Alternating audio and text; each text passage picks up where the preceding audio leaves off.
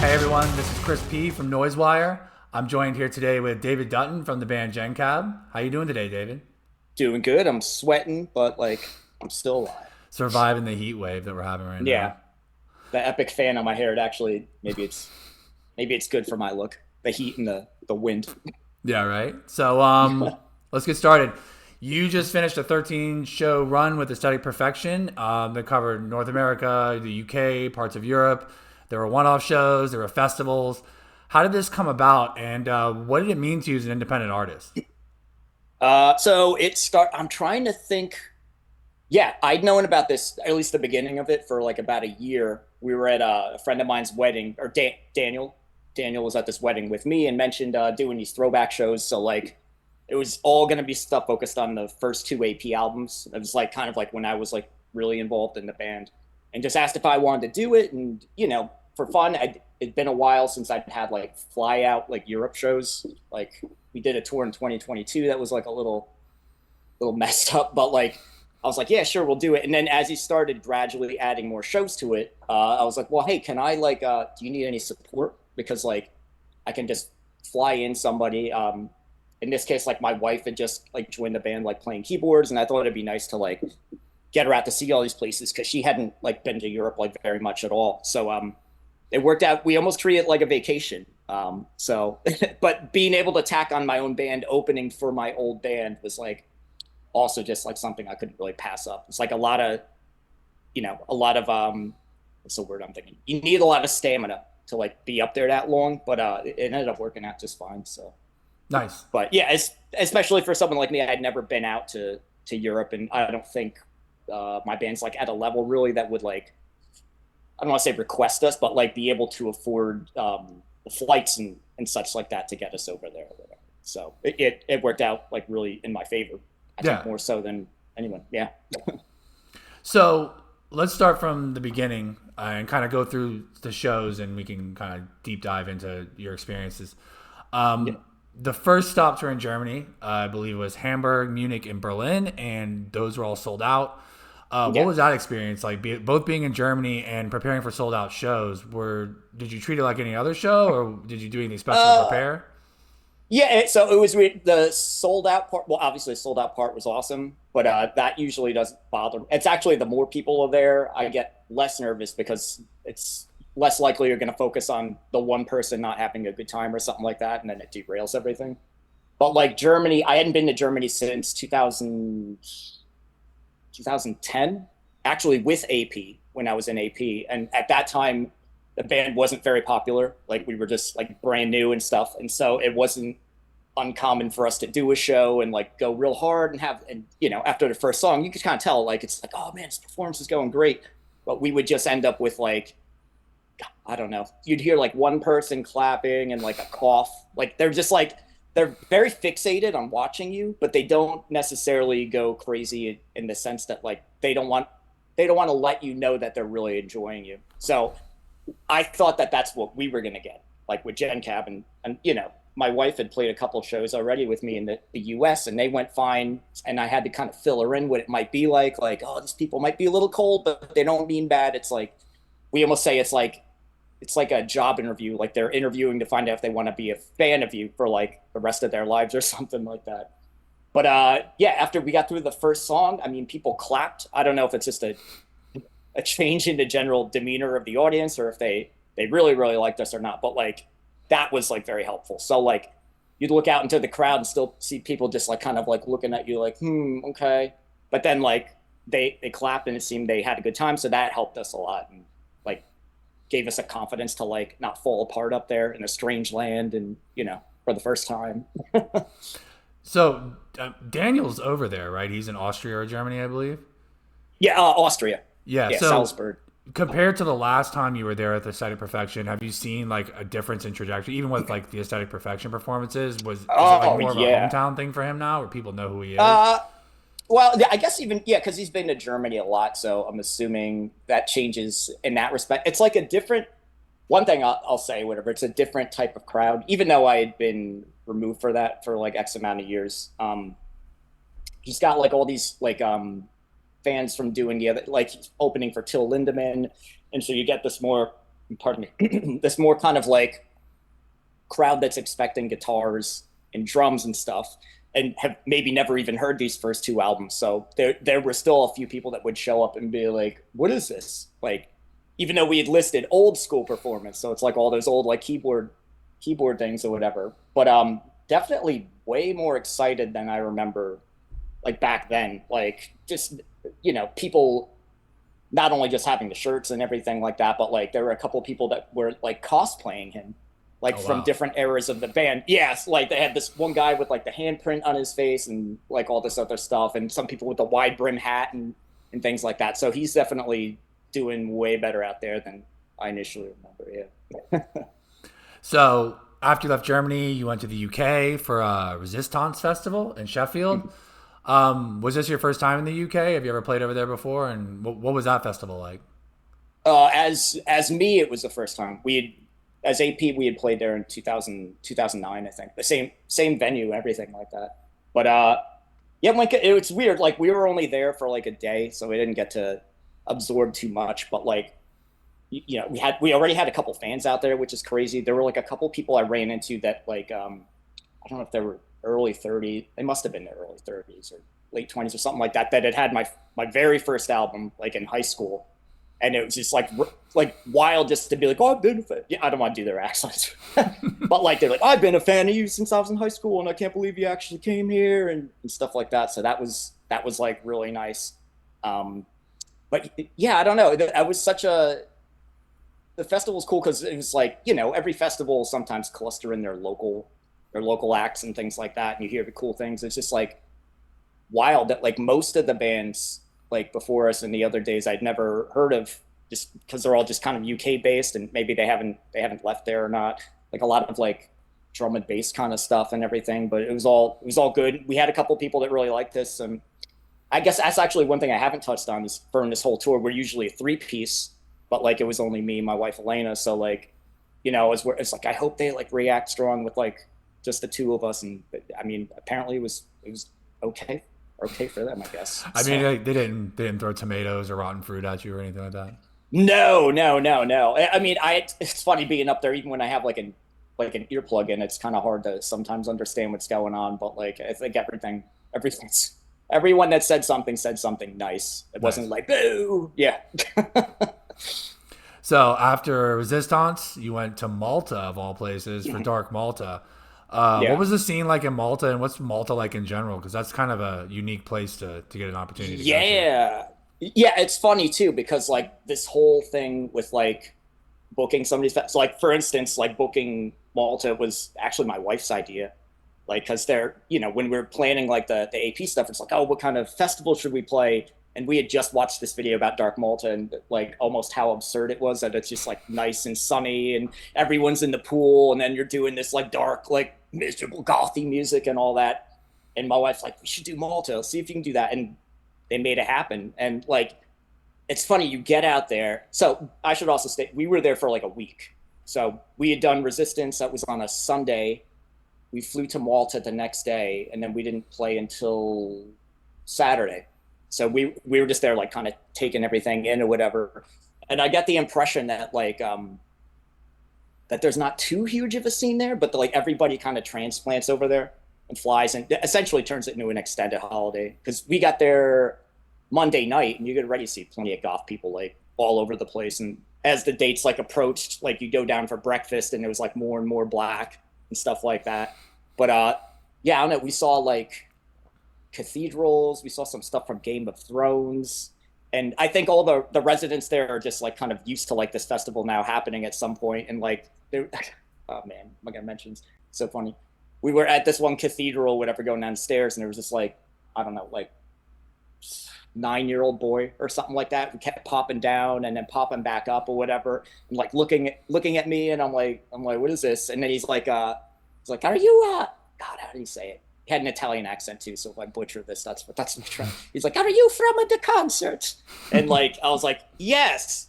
And he's like, can you make a photo? And I was like, yes. And so I took the picture and everything. I don't think he actually knew who we were. He probably thought we were like Linkin Park or something like that, because why else are we there? But it was, everybody was like real receptive to the notion of this festival going on there. So that was pretty awesome. Nice. So moving on, after Malta, you went back to the States for Dark Force Fest, which is friendly territory. Like that's familiar people for you. So how did that Yeah, feel? yeah. Like leaving Europe and then coming back to somewhere where you're going to see people on a personal basis. You're going to see other bands you've worked with before. Oh yeah, that was like so awesome. I mean, because, well, yeah, for one thing, it's, I don't want to say it's not a lot of people know who we are out here still, but maybe more so on the East Coast. But like out in Europe, like, you know, most of those people like hadn't even heard our name for the first time. So like going there, and then it just, like you said, like I grew up in that area, so it's just like not only did I have like a whole bunch of fans, but or I had a bunch of friends, so that was cool. And then like the crowd was a lot, I don't want to say warmer than I thought. For one, I didn't even know we were playing on the main stage, but like we did that, and like it just went so well. Even though we had like some audio issues just getting started, so we just kind of like went right into it. It's just like, okay, is everything working? Let's just start. So we started up or whatever, and yeah, it was like exactly what I needed. Like not that the cold audiences are bad, and it's just a different vibe. Sometimes you need to see people having fun and yelling at you and all this stuff. Yeah, I mean, I can imagine, you're in Europe for a while, you're in this kind of unfamiliar area, and then you come back to New Jersey. I'm sure you saw like the old crew, all the people that you used to hang out Oh with in yeah, that yeah. area, and And it's then like, I was there the whole time too. So like we had the hotel until Monday morning. So it was not only that, I didn't have to do two shows in a row. Like we played Friday and then we did the AP set Saturday night. So it like gave me plenty of time to like relax and actually like enjoy myself and whatnot. It's kind of perfect. so I wanted to ask you this too. Mm-hmm. A long time ago when I played music, I played one show maybe where I was in two bands at the same time, and it was Yeah. exhausting. It was like one of the hardest Yeah. things I've ever done. How did you keep up with that for like 13 shows, like doing genCAB and then AP and then keeping that energy going the whole time? I really don't know. It's weird because it was like a concern when we first started booking them. And I even remember thinking, at least for some of those first like German shows, we were going to try to get three bands, and then the idea was going to be that I went on first, and then another band would go on just so I could like like regroup or whatever, and then go on or whatever. But I mean, I got pretty. I want to say I got tired, but I didn't get exhausted. I got used to it, I guess is like the best way to do it. But like it's weird. I mean, I don't want to like derail it in any way, but it's almost like well, obviously, yeah, the AP set was a lot easier because I'm not singing. It's like doing all that, like moving around and then trying to like blast like, you know, mouth noises out just really tires you. So then otherwise, I'm doing the AP thing and I'm just kind of like perched on the keyboard. So it's just like you can kind of like take a little bit of a break that way or whatever. But it does like kind of like, I don't know, maybe misdirects the focus a little bit. So I'm not sure if I would do too much of that ever again, honestly. But for the time being, it's like I had to. It felt like going back in time, like doing both those bands together. Nice. So on the topic of playing abroad, were there any like quirks about playing in Europe or the UK that you don't have in the States? Are there any like procedures or like common things that they do for shows in the UK or in Europe that we don't do over here? Mm, every green room was really nice, which is I don't want to say surprising, but like it was like really welcomed. I mean, yeah, you play shows sometimes you don't even get one, so like that it was nice having that kind of attention, like having like food and beverages all set up. But like I really expected to have more of an issue like going across the border, but like apparently it's not that big of a deal. Like going into Germany and you're like, oh, I'm an American musician playing a couple shows, and I had like all my stuff written out, like what we brought, like merch wise, because like expecting to pay like I guess it's a tariff or whatever, like a tax on it or whatever, and they didn't want it. They Oh didn't wow. care.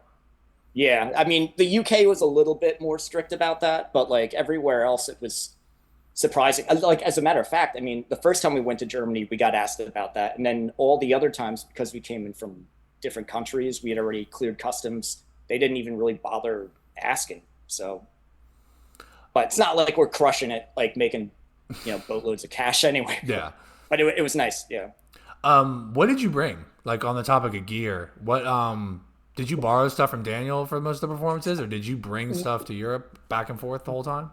Yeah, so we basically have almost, you know, even before this was like set up, we have like basically the same setup, except like when I play, like, you know, I have a drummer and we usually have two keyboards and stuff like this. So I basically just reprogrammed the sounds I would use on my thing on like a small bass station, and then we switched Elena to the Nordlead 2X, which is like what we use in AP for like forever. So even though I don't typically use that in like the GenCAB things, I was able to like move it over to that so that like it would cut down one keyboard. So we would just like have her playing the Nord, and then I would sing to the bass station. And then when that set was done, literally just move the keyboard like up to the riser, and then I'd be playing the same thing. But we had like an in-ear rack that we share, so like we didn't have to bother like sound people with doing our monitors every night and everything. So yeah, I mean, I guess if you're considering it's two bands, it wasn't too much gear. So like, yeah, we just had the two keyboards, the playback and the IM rack.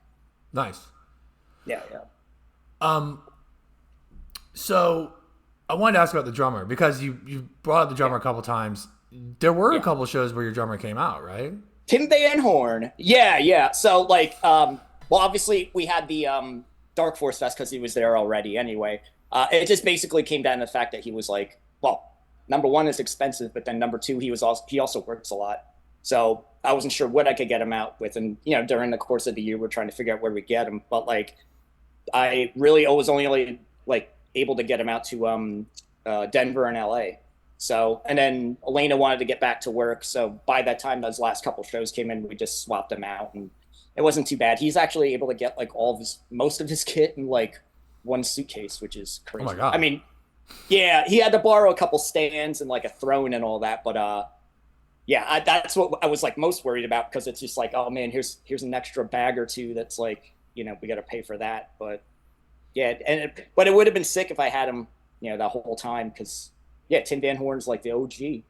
Like he was in my band before AP, so it's like, wow, he would have been like a nice add up to like both those lineups, honestly. Did you start the Tim Van Horn legacy? Because I think he plays with. I knew when did. I was in that area, in that geographic area, he was playing with everyone. So. Oh yeah. So I was friends with the girl he was dating at the time. We used to hang out like the mall, and I remember like looking for a drummer, and then she's like, my boyfriend's a drummer, and so we started playing that way. And then how did this happen? Oh, I was supposed to play with Static Perfection 2008. It was like a tour with SITD and Pair of Reaction. But the first show was in LA, and I flew Tim Van Horn out there. I wanted to, you know, open the show, and then I eventually joined the tour later as AP's keyboard player. But I remember telling Daniel, I was like, man, check out my drummer. He's an animal. Like it's gonna be real sick. And then we all just got along. And so actually that night of that first tour, Daniel played keyboards for me. I sang, Tim Van Horn played drums. And then, you know, it's funny, the first time the three of us all played was actually as GenCAB before Static Perfection. That's crazy. Yeah. Time flies. So let's rewind back to your Dark Force Fest. You finished that, returned to Germany for Schwarzwälder, and then back to Seattle for Mechanismus. That was all kind of right in a row. How tired are you at this point? Like, are you just like worn out from all the jet setting? And is there anything you did to kind of like mitigate that? It's weird. Yeah, I just kind of like, I don't know how I did, but yeah, by the end I was kind of like fine. Despite it was actually the last two dates that really kind of did me, and it took me like a week to recover. But like, it seemed like the times that I wake up early at home anyway. So like when I'm out in like Germany, I would try to force myself to wake up a little later, because I know I'm not doing anything at 10 or 11 in the morning anyway. So by the time I got back here, I was basically okay. Dark Force was a little challenging, because that was like, we flew in Thursday night. We drove home to Philadelphia. We slept for like 6 hours and then drove back out there. And then we played that evening, that Friday evening. We were, I think, the first band on the main stage. So like stuff like that was exhausting. Man, I don't know. It's funny. I feel like I don't usually sleep that well anyway. So it's like I was just used to it. You're no matter what. Yeah. Yeah. It's just a matter of being like physically tired. But the good thing is, like with that last that last part too, we had like a few weeks off. So like because the tour was like divided into three legs, you'd come home, and I think the first one we had 3 weeks off, and then the next one we had 2 weeks off, and then we had 1 week off. So Nice. yeah, wasn't too bad, and it gives you time to adjust things. Like if a show's not going right, you can change equipment out, which I did. I did that too. So Oh wow. yeah. So the last couple shows of the tour were Denver and Los Angeles. Los Angeles was kind of a homecoming for Aesthetic Perfection, right? Like I remember reading that. Were those shows emotional for you at all? Like the culmination of all this work and all this time that you spent, and you're like, I actually did it now. Like I'm finishing it up. Like, was that emotional, or how'd you react? It's weird. Like that one, I would actually say the Dark Force one was more emotional for us because it was the first time we were all together since 2017, I think.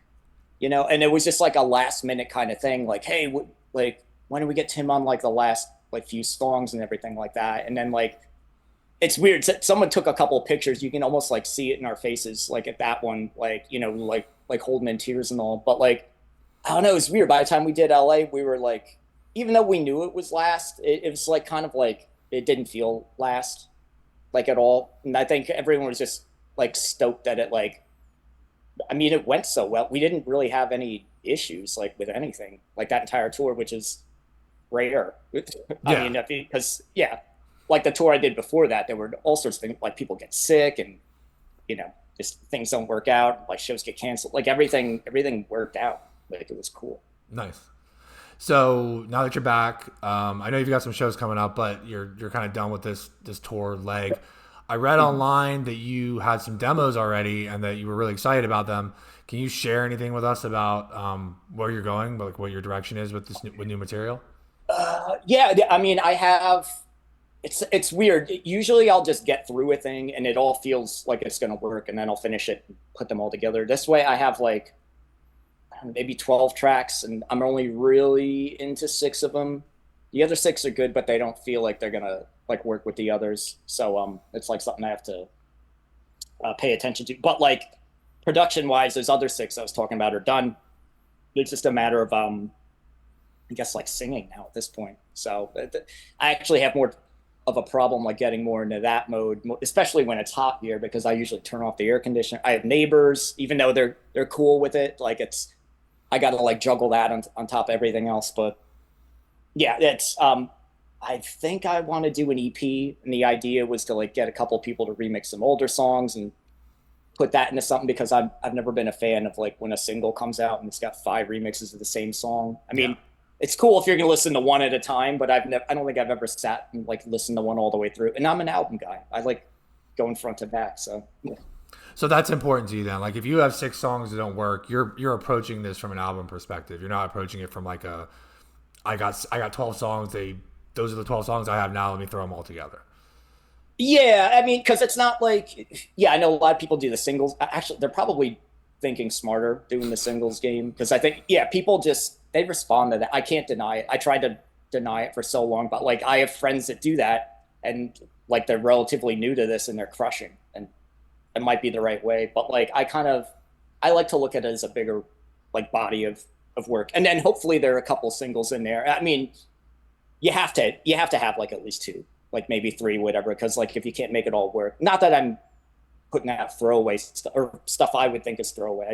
I would never do that. But like some of it is like, I don't know, like it's more aggressive. Like there's guitar, and I used a lot more noisier elements than I did on some of the other albums. And I feel like those all work. And then there's another cluster of songs that's like kind of like I was like trying to say it's like Sneaker Pimp's Second Splinter, like that album. So it's like, I don't know how I can weave that into that and make it work. I tried to do something like that with another album, and it didn't, or for Signature Flaws, I didn't think it like went over so well, unfortunately. But so yeah, I'm trying to think more like a cohesive thing, like more putting out cohesive bodies of work rather than singles, I guess. Could you see like the other 6 songs turning into a side project or something?